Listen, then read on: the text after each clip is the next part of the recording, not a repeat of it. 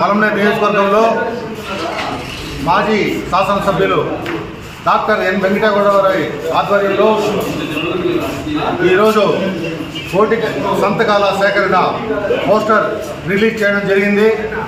అదేవిధంగా 12వ తారీఖు గురువారం పలమనేరు నియోజకవర్గం కోటి సంతకాల సేకరణ కార్యక్రమం మన సిల్క్వామ్ నుంచి ఆర్టీఓ గారికి వినతి పత్రం ఇవ్వడం జరుగుతుంది. కావున నియోజకవర్గ ప్రజలందరూ ఈ యొక్క కార్యక్రమంలో పాల్గొని ఈ యొక్క కార్యక్రమాన్ని జయప్రదం చేయాలని, అలాగే జగన్మోహన్ రెడ్డి గారి ఆదేశాల మేరకు మన పెద్దలు పెద్దిరెడ్డి రామచంద్రారెడ్డి గారి ఆదేశాల మేరకు, అలాగే కరుణాకర్ రెడ్డి గారి ఆదేశాల మేరకు మన మాజీ శాసనసభ్యులు డాక్టర్ ఎన్ వెంకటగౌడ గారి ఆధ్వర్యంలో ఈ కార్యక్రమం జరుగును. కావున పలమనేరు నియోజకవర్గం మొత్తము పాల్గొని ఈ యొక్క కార్యక్రమాన్ని జయప్రదం చేయాలని మరొక్కసారి తెలియజేసుకుంటూ అందరికీ నమస్కారాలు తెలియజేసుకుంటున్నాను. వైఎస్ఆర్ పార్టీ కుటుంబ సభ్యులందరికీ కూడాను నమస్సులు. మన పెద్దలు అందరి యొక్క ఆదేశానుసారము రేపు మెడికల్ కాలేజ్ ప్రైవేటీకరణకు వ్యతిరేకంగా ఉద్యమం చేస్తూ ఉన్నాడు. రెండు విషయాలు మీరందరూ తెలియజేసుకుంటున్నాము. మీరందరూ తెలుసు, జగన్మోహన్ రెడ్డి గారు 2010 అధికారంలో వచ్చిన తర్వాత 2020లో 17 మెడికల్ కాలేజీకి పర్మిషన్ తెచ్చి అందులో నెక్స్ట్ ఇయరే 5 కాలేజీలు ఓపెన్ చేసినారు. 5 కాలేజీలు 150 సీట్లు లెక్క 750 సీట్లు మన రాష్ట్రానికి వచ్చింది. పేద విద్యార్థులంతా కూడాను ఎంబీబీఎస్లో మెడికల్ సీట్లు వచ్చినాయి, తక్కువ ర్యాంక్ వచ్చిన వాళ్ళు కూడాను. తర్వాత పరిణామాల్లో 2 కాలేజీలు ఓపెన్ చేస్తామని చెప్పారంటే అప్పటికే ఈ యొక్క కుటుంబ ప్రభుత్వం వచ్చింది. కేంద్ర ప్రభుత్వం 50 సీట్లు పాడేరుకు 50 సీట్లు పులివెందులకు శాంక్షన్ చేస్తే మాకు వద్దని చెప్పి రాయించేటువంటి ఆలోచన ఈ కుటుంబంతోంది.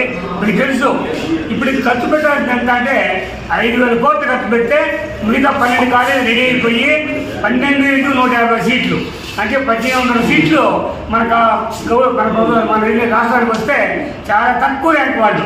మనం చూసింటారు 485 మార్కులు వస్తే మన దీంట్లో ఎంబీబీఎస్ సీట్ రాలేదు. అదే తెలంగాణలో హైదరాబాద్లో 406 మార్కులకే ఎంబీబీఎస్ సీట్ వచ్చింది. కారణం ఏమి? సీట్ల సంఖ్య ఎక్కువ, అక్కడ మన సీట్లు రాలేదు. రెండోది ఏంటంటే ఖర్చు పెట్టాల్సిన మొత్తం అంతా 5,000 కోట్లు. మీకు తెలుసు, కూటమి ప్రభుత్వం ఈరోజు ప్రతి మంగళవారము కూడాను 1,000 కోట్ల రూపాయలు అప్పు తెస్తూ ఉంది. ఇప్పటికి 2 లక్షల కోట్ల రూపాయలు దాటిపోయింది. ఒక మంగళవారం తెచ్చేటువంటి రిజర్వ్ బ్యాంక్ నుంచి అప్పులు 5,000 కోట్లు గిరి పెట్టుబడి పెడితే కాలేజీలు పూర్తి అయిపోతాయి.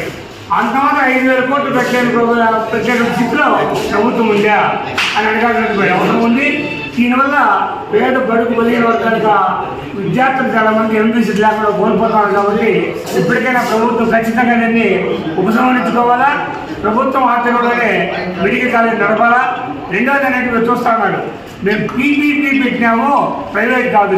ఇది ఎట్లా ఉంది వ్యవహారం అంటే నీ ఎడం చేయి చెయ్యా నా పురుష పెడతాను అన్నట్టుంది. అంటే ఎడం చేయి అయితే పురుష అయితే పీపీపీ ఇది సత్యం పట్టే ప్రైవేట్ అంతే అనమాట. కానీ పీపీపీ విధానంలో ఇంతవరకు ఏమైనా ప్రభుత్వం వాటా ఎంత, ప్రైవేట్ వాటా ఎంత నాకు చెప్పినారా? 51% వాటా ఎవరుకుంటే వాళ్ళు పెత్తనం చూస్తూ ఉంటారు. కాబట్టి ఎట్టి పరిస్థితుల్లో కూడా దీన్ని మనం కొనసాగించకూడదు.